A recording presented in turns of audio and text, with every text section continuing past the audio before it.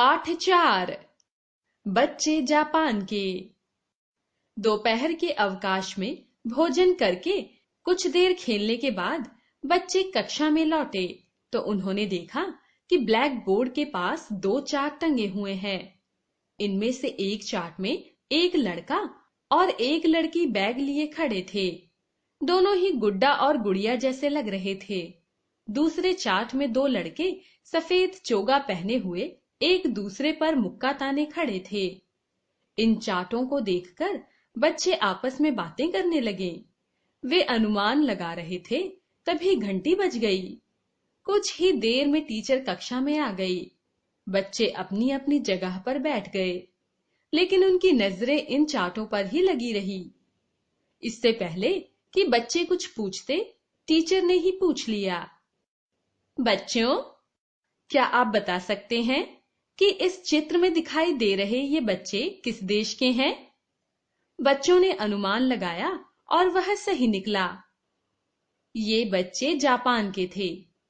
Teacher ने बच्चों को शाबाशी दी और पूछा, क्या तुम जानते हो कि जापान देश की राजधानी का क्या नाम है?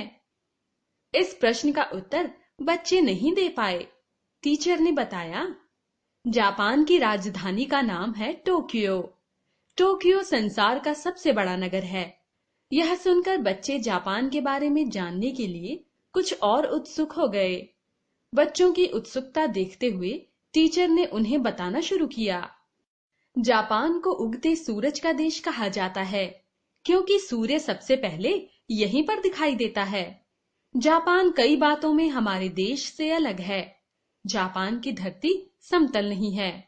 पूरा देश छोटी छोटी पहाड़ियों पर बसा है। इन पहाड़ियों पर छोटे छोटे सीढ़ीनुमा खेत हैं। खेतों में धान की खेती की जाती है। जापान में वर्षा खूब होती है। इस कारण यहाँ घने जंगल भी हैं। जापान द्वीपों का देश है। जापान का सबसे बड़ा द्वीप है हांशू। टोक्यो नगर हांशू द्वीप पर ही बसा है। जापान के बच्चों का कद भारत के बच्चों से छोटा होता है। इनकी त्वचा का रंग हल्का पीला होता है। इनकी आंखें छोटी किंतु तेज और काली होती हैं। जापान के बच्चे बहुत साहसी होते हैं। इनमें गजब की फुर्ती होती है। जापान के बच्चे रंगों के शौकीन होते हैं। इनकी रंगीन पोशाकों पर कई रंग बिरंगी रेशमी पट्टियां लहराती रहती हैं। लड़कियां चटकीले रंग पसंद करती हैं। इनके बाल रेशम से मुलायम और सुंदर होते हैं। जापान को फूलों का देश कहा जाए तो गलत नहीं होगा। अप्रैल माह में चारों ओर खिले फूलों को देखकर आंखें थकती नहीं हैं। जापान के बच्चों को फूलों से बड़ा प्यार होता है। यहाँ बच्चे फूलों को तोड़कर व्यर्थ नहीं फेंकते। वे फूलों के गुलदस्ते बनाकर अपने घरों को सजाते हैं। जापान के घरों तथा बाजारों में सजी कागज की लालटेनें भी बच्चों द्वारा बनाई जाती हैं। जापान के बच्चे खेलना कूदना और व्यायाम करना पसंद करते हैं। जूडो और सूमो में तो जापान के बच्चे किसी को आगे आने का मौका ही नहीं देते। आत्मरक्षा के लिए कराटे के दांव पेच ये बचपन में ही सीख लेते हैं। जापान में व्यायाम और खेल कूद शिक्षा का अनिवार्य अंग है। स्कूलों में जिम्नास्टिक के साथ साथ खेल कूद का भी विशेष प्रबंध रहता है। कुश्ती भी यहाँ के बच्चों में बहुत लोकप्रिय है। यहाँ के विभिन्न नगर समुद्र तट से अधिक दूर नहीं हैं। इस कारण यहाँ के बच्चों में समुद्र के लिए डर का भाव नहीं रहता। वे समुद्र में नहाना और तैरना पसंद करते हैं। वे नाव से मछली पकड़ने के लिए दूर तक निकल जाते हैं। एक बात आपको अनोखी लग सकती है, जापान के बच्चे थाली या प्लेट में भोजन नहीं करते। वे कागज की बनी फूलदार तश्तरियों में भोजन करते हैं। चावल और मछली जापान के बच्चों को बहुत अच्छी लगती है।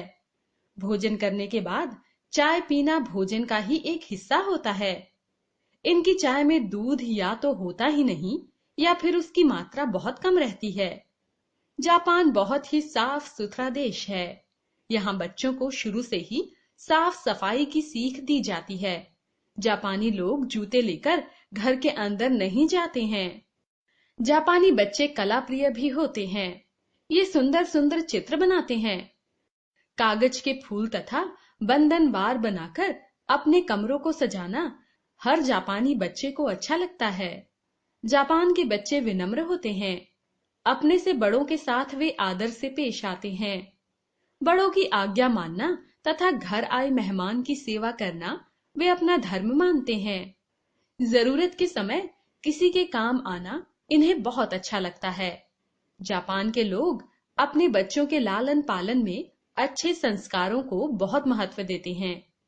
यही कारण है कि जापान के बच्चों में देश प्रेम, साहस और निडरता की भावना बहुत छोटी आयु से ही भरी होती है।